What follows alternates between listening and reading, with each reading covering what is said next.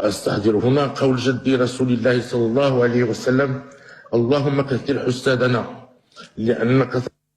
قال على الرسول عليه الصلاه والسلام باللي قال اللهم كثر حسادنا، كاذبه على الرسول عليه الصلاه والسلام. مش لا لا ما كذبش، قال لك الكلمه ما كذبش، قال لك هو يتبع جدو، ياك جدو شكون؟ اللهم كثر حسادنا، اللهم كثر حسادنا. جدو شكون؟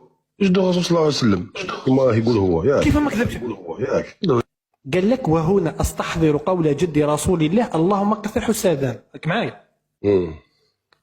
بارك الله فيك. هل جاء على لسان الرسول عليه الصلاة والسلام أنه قال هذا الكلام؟ انا خويا ما قالش هي الصالحين باش نقول لك واش قالها ولا ما قالهاش، يمكن هو قال يحسن صح. بيا. انا نقول لك، انا شوف، انا بحثت في صحيح بخاري ومسلم وفي كتب السنة والشيعة واليهود والنصارى والهندوس وما صدش هذا الحديث. يمكن انزل عليه الوحي هو خويا، ولا نزل عليه الوحي غادي تعرف.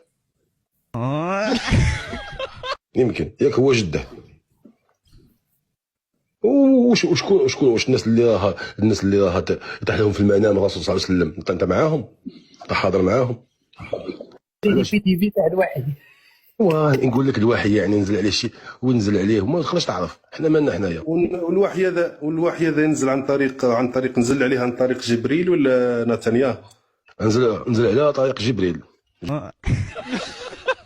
هل في المستقبل سنلاحظ قرآن محمد السادس؟